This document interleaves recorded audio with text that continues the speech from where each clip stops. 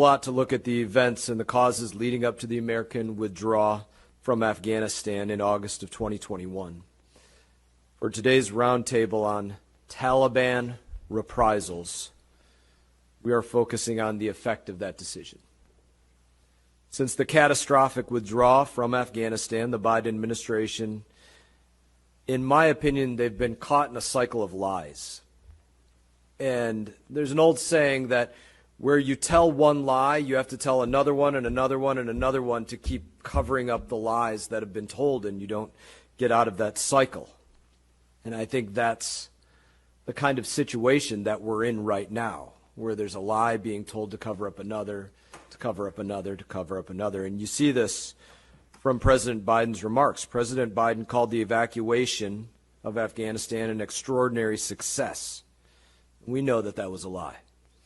President Biden said that if there were American citizens left after August 31, then we're going to stay until we get them all out, unquote.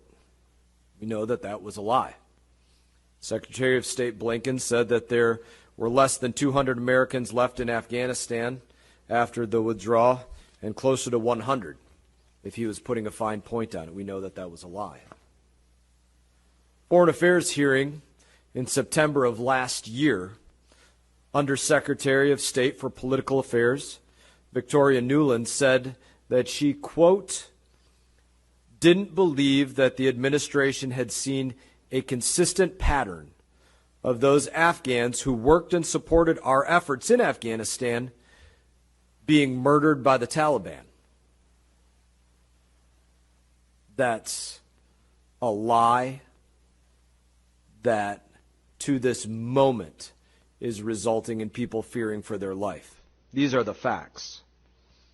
Banu Nagar, an Afghan police officer, was shot dead in front of her husband and children while she was 8 months pregnant. But the administration doesn't see a consistent pattern of those Afghans who worked and supported our efforts in Afghanistan being murdered by the Taliban. Mohammed Hashim, an Afghan police chief who had helped the United States, was tortured for 49 days and then was hanged to death. But the administration's not seeing the pattern. Haji Akazi, a government security official, surrendered since the Taliban had pledged amnesty. He was killed. But apparently there's no track record of these reprisal killings. Allah Halimi, a military officer, arrested in August with no charge.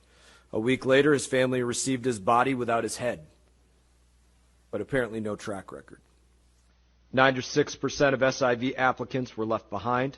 70% of U.S. troops say that their interpreters did not make it out or they lost contact with them. The news cycle may move on and people will tell us to turn the page. But we can't turn the page because this chapter is still being written as we speak.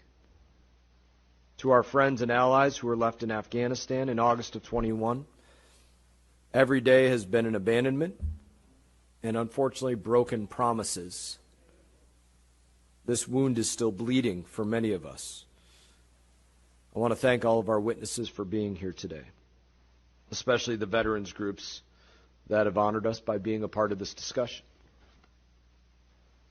The work that you all do is vital. I believe that to my core. You are valuable, your time is valuable, and your service has been invaluable. I thank you all for taking the time to come in and bring this subcommittee up to speed on what you have witnessed with your own eyes, your first-person perspective. And to those veterans who may be watching but cannot express their frustration because they're worried that they might be perceived as quote-unquote angry veterans, I would say that you're justified in your rage. And that makes all the difference in the world. This roundtable is not a group therapy to get over a war that is, to some, over. The war is clearly not over for the veterans who are fighting internal battles and for our allies who depend on us and were left behind. For them, they are living this battle still every single day in a very personal way. In fact, all Americans should be furious that our friends and their families were left behind. They should be furious at the administration who will go to extra lengths to cover up those lies. Because the lies that are still being told today are what are resulting in the day-to-day risk to